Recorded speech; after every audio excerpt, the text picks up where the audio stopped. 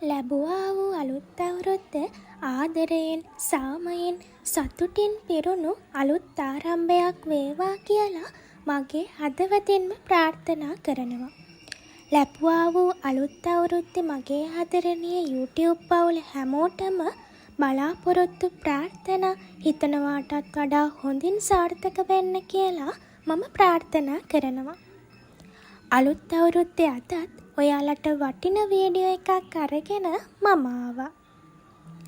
මගේ හිතේ තිබුණ ලොකුම ආසාවක් තමයි යශෝදරා මහරහතන් වහන්සේට වන්දනාමාන කරන්න. ඉතින් මට හිතුණා ඒ දේ ඔයාලත් එක්කනොත් බෙදා ගන්න තිබුණා නම් හොඳයි කියලා. අලුත් අවුරුද්දේ මුල්ම වීඩියෝ එකෙන් මම මේ දේ අරන් ආවා. මම මුලින්ම ඔයාලට මේ දේ කියලා ඉන්නම්. යශෝදරා මහරහතන් වහන්සේට වන්දනාමාන කිරීම කාන්තාවන්ට විතරක් සීමා වූ දෙයක් නෙමෙයි.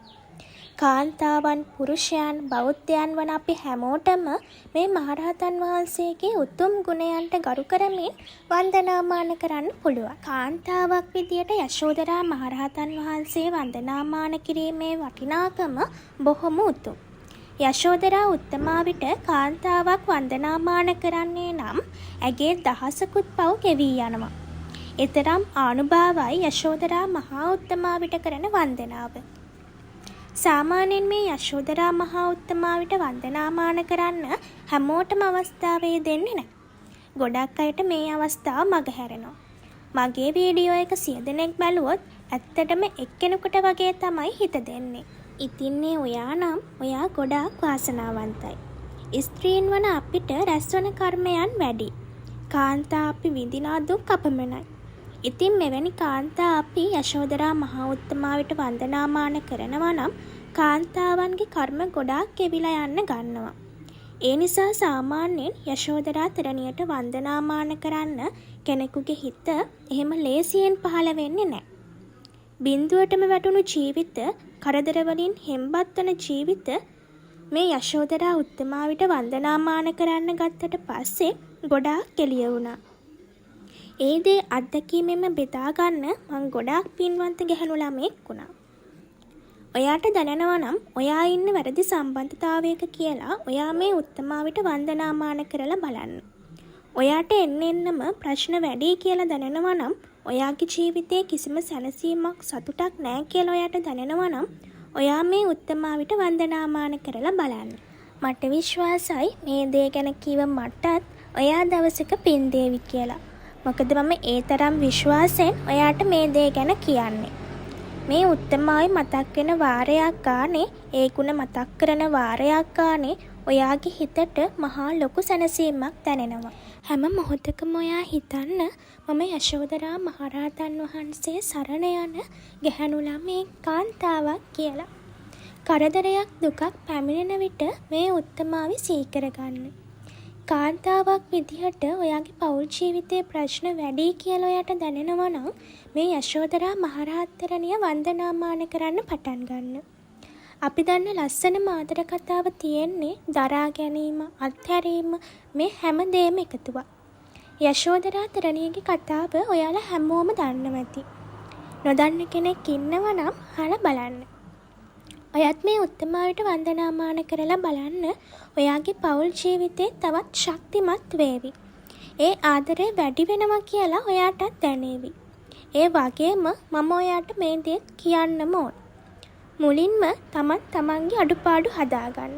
මොකද අපි අපේ අඩුපාඩු දහසකුත් තියාගෙන යශෝදරා මහරහතන් වහන්සේට විතරක් වන්දනාමාන කළයි කියලා ප්‍රශ්න විසඳන්න අමාරුයි.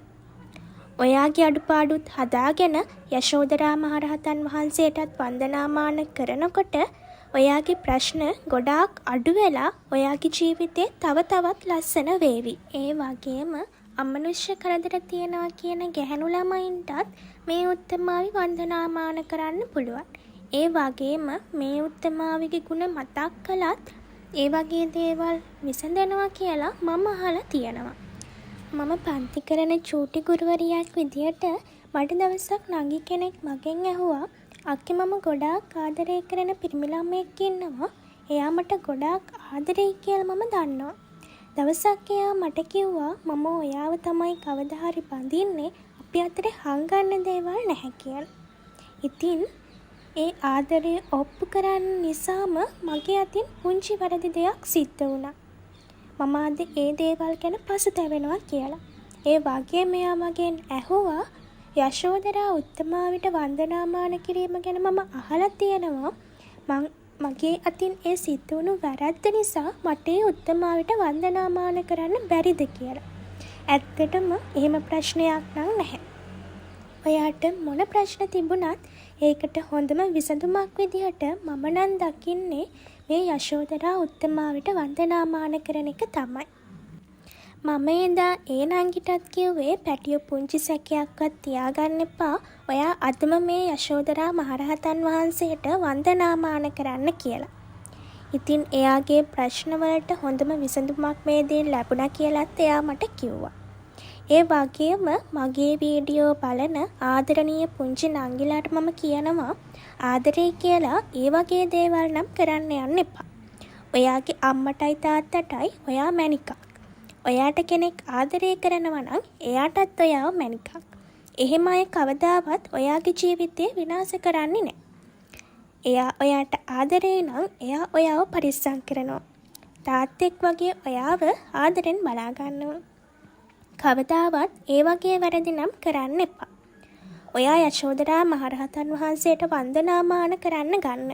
එහෙම වුණොතින් ඒ වැරදි වෙන්න කලින් ඔයාට ඒකෙත් පිහිටක් ලැබේවි. මම මේකෙන් දිගටම කිව්වේ කාන්තාවකට මොනවද ලැබෙන්නේ කියලානේ. ඒ වගේම පිරිමි කෙනෙකුටත් මේ යශෝදරා මහ උත්තමාවිව වන්දනාමාන කරන්න පුළුවන්.